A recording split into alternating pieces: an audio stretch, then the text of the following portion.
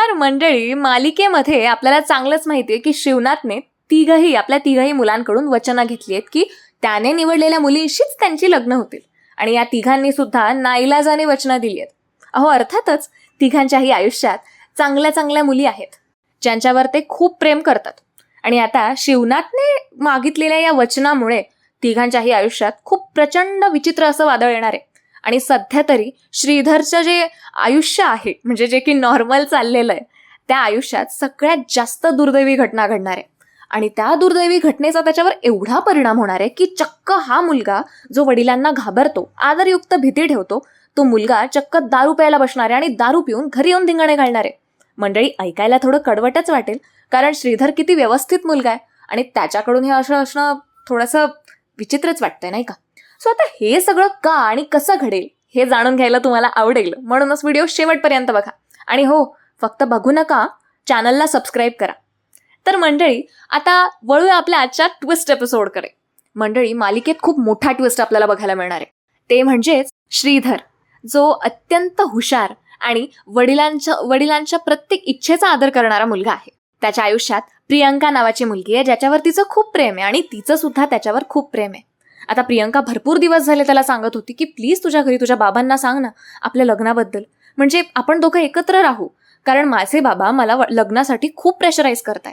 ते म्हणताय की आपल्याला लग्न करायचंय, कधीपर्यंत थांबशील? आणि मी त्यांना काय उत्तर देऊ बरं? त्यामुळे प्लीज श्रीधर, तू लवकरात लवकर तुझ्या बाबांना सांग आपल्याबद्दल. आता श्रीधर तिला सगळा घडलेला किस्सा सांगतो की घरामध्ये काय घडलंय. आणि श्रीधर हा वडिलांना खूप घाबरतो, त्यामुळे त्याला खूप भीती वाटत असते की मी कसं सांगणार आहे आता बाबांना की मला एक मुलगी आवडते. बाबांनी तर माझ्याकडनं वचन घेतलंय. तो बिचारा रोज त्याच टेन्शनमध्ये असतो. आणि आता थोड्याच दिवसात काय होतं मंडळी माहितीये का? प्रियंकाचं ऑफिसला येणं बंद होतं. ऑफिसला येणं बंद म्हणजे थोडक्यात म्हणायला गेलं तर तिचं बाहेर निघणं किंवा तिचं दिसणं हे बंद झालेलं असतं. श्रीधर तिचा सगळीकडे शोध घेण्याचा प्रयत्न करतो. श्रीधर तिला कॉल्स करतो, मेसेजेस करतो, त्याच्या भावंडांच्या नंबरवरून सुद्धा कॉल करतो, तिचा सगळीकडे शोध घेतो. पण प्रियंकाचा मात्र काही पत्ता लागत नसतो. तो विचारात पडतो की नक्की काय झालं असेल. असं तर झालं नसेल ना की प्रियंकाच्या बाबांनी तिचं लग्न लावून टाकलं, कारण तेच तिला प्रेशराईज करत होते. आता श्रीधर ही गोष्ट आपल्या भावंडांना म्हणजे राघव आणि माधव दोघांनाही बोलून दाखवतो. तेव्हा ते दोघंही भावंड त्याला धीर देत असतात की नाही रे, असं नाही होणार. काही का प्रियंका वहिनी तुझ्यासाठी स्टँड नाही का घेणार? त्या भांडतील, त्या म्हणतील की थांबा थोडंसं. हां ठीक आहे, वहिनींना सांगता येणार नसेल, पण दादा तू पण आता बघ ना, म्हणजे स्वतःहून थोडी हिंमत कर बाबांना सांगायची. आता श्रीधरचं म्हणणं असतं की मला बाबांना दुखवायचं नाहीये, मी हा निर्णय कधीच सांगून देईल बाबांना. पण याने जर बाबांच्या प्रतिष्ठेला, मानमर्यादेला आणि मनाला धक्का बसणार असेल तर ती गोष्ट काय कामाची? हे बघ, माझं प्रियंकावर खूप प्रेम आहे, पण त्यासाठी मी बाबांच्याही मनाविरुद्ध पाऊल उचलणं हे खूप चुकीचं वाटतंय मला. आणि हीच अढी श्रीधरच्या मनात असते. म्हणून श्रीधर दिवसामागून दिवस मोजत असतो की कधी त्याला एकदाची प्रियंका दिसेल. आणि एका दिवशी काय होतं, आता ते ऐकून तुमच्याही पायाखालची जमीन सरकेल मंडळी. श्रीधर जो जात असतो आणि त्याला समोर अचानक प्रियंका दिसते.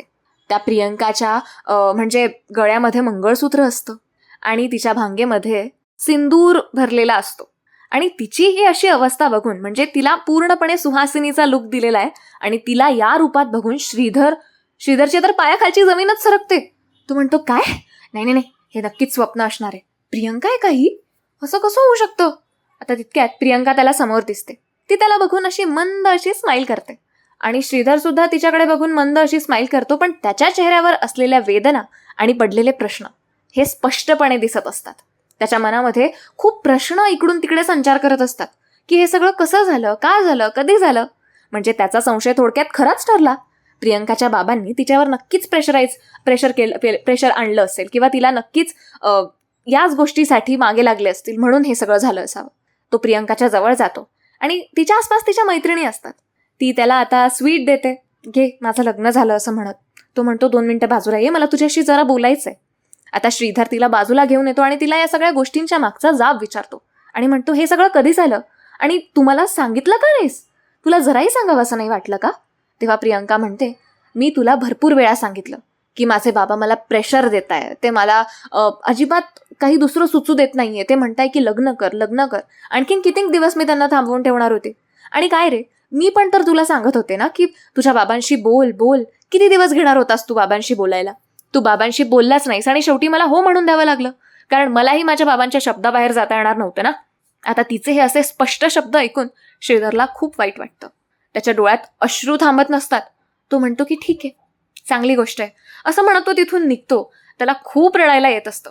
ऑफिसमध्ये बाहेर त्याचं कुठेही लक्ष लागत नसतं. बस एवढं वाटत असतं की मी बाबांना बोलू शकलो नाही आणि त्यामुळे आज माझीच सगळ्यात जवळची व्यक्ती प्रियंका माझ्यापासून दुरावली. आता ती मला आयुष्यात कधीही दिसणार नाही. ती इझिली कोणाची तरी दुसऱ्याची होऊन गेली. त्याबद्दल त्याला खूप वाईट वाटत असतं. म्हणजे त्याची ही जी इमोशनल स्थिती आहे ना, ती त्याच्याकडनं स्वतःकडनं म्हणजे झेललीच जात नसते. म्हणून आता तो म्हणजे श्रीधर, नीट ऐका हा, श्रीधर चक्क दारूच्या दुकानात जाऊन पोहोचतो आणि तिथे बारमध्ये जाऊन प्रचंड दारू पितो. इतकी दारू पितो की त्याला बोलणं सुद्धा सुधरत नसतं आणि त्याच्यासोबत बसलेल्या लोकांना तो सांगत असतो की ती जराही थांबली नाही माझ्यासाठी. आता मी माझ्या बाबांच्या विरुद्ध कसं काय जाणार होतो? तरी मी तिला म्हणालो होतो की मी बोलणार आहे माझ्या बाबांशी, पण तरी तिने नाही ऐकलं. सरळ लग्न करून घेतलं. अशा कशा असतात मुली, असं म्हणत तो दारू पिऊन मोठ्या मोठ्याने बोलत असतो आणि त्याचा हा आवाज कोणीतरी मागे बसून ऐकत असतं. मंडळी, दुसरं तिसरं कोणी नसून रुद्र असतो आणि तो आता लगेच कुठलाही उशीर न करता पद्माला फोन लावतो आणि पद्माला सगळा प्रकार सांगत असतो की हे बघ, शिवनाथचा मुलगा श्रीधर इथे दारू पितोय आणि मोठ्या मोठ्याने काहीतरी ओरडतोय. आता पद्मा त्या प्रकरणाची शहानिशा करायला सांगते आणि शिवाय रुद्रला हेही सांगते की तिथले फोटोज काढून आण. घडलेला प्रकार आता सगळा जो रुद्रकडून तिला कळतोय तो सगळा पद्मा कुठलाही उशीर न करता भास्करला सांगते आणि म्हणते की तुला कळतंय का, आता हीच संधी आहे त्या शिवनाथला त्याची लायकी दाखवून देण्याचा. खूप भारी भरतो ना तो त्याच्या मुलांवर. बघ त्याचा मुलगा कसा दारू प्यायला बसलाय. तू एक काम करताय, तू रुद्रला सांग की नीट लक्ष ठेव आणि फोटोज काढून आण म्हणून, आणि त्याला उकसव जेणेकरून तो घरासमोर प्रचंड तमाशे करेल. आणि पद्मा हेच सगळं रुद्रला सांगते. मंडळी, रुद्र आता श्रीधरचे फोटोज काढून ठेवतो आणि त्याला आणखीन चिडवत असतो की बघ, हे सगळं तुझ्या बाबांमुळे झालंय. विचार, जा तुझ्या बाबांना जाब विचार की का केलं तुम्ही असं. चुकीचं केलं ना त्यांनी. आता श्रीधरला तो खूप प्रकारे भडकवण्याचा प्रयत्न करत असतो, पण श्रीधर मद्यधुंद असला तरी तो भडकत नाही. तो घरासमोर जातो आणि जातानाच पडून जातो. आता तो आलेला आहे याबद्दल तो रुद्र लगेच पद्माला सांगतो की बघ बघ आत्या, तो आलाय खाली. आणि पद्मा मोठ्या मोठ्याने तमाशे करू लागते. आता श्रीधरचा चालताना जेव्हा तोल जातो तेव्हा त्याला राघव आणि माधव तर सावरतात. ते आतमध्ये गुपचूपपणे नेत असतात, पण तितक्यात पद्मा मोठ्या मोठ्याने आरडाओरडा करते आणि म्हणते, बघ शिवनाथ, हेच का तुझे संस्कार? एका मुलीच्या आठवणीत तुझा मुलगा बघ कसा दारू पिऊन पडलाय ते. आता शिवनाथला आवाज येत असतो मध्ये.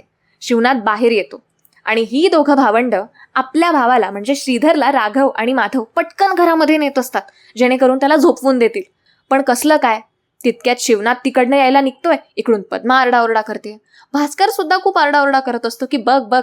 म्हणजे स्पष्टपणे तो शिवनाथ आणि उमाचे संस्कार काढत असतो. म्हणजे खूप वाटेल ते तोंडाला येईल ते बोलत असतो, त्यांना शेण घालत असतो. आणि इकडे हे तिघं भावंड आत जात असतात. तिकडून शिवनाथ येत असतो.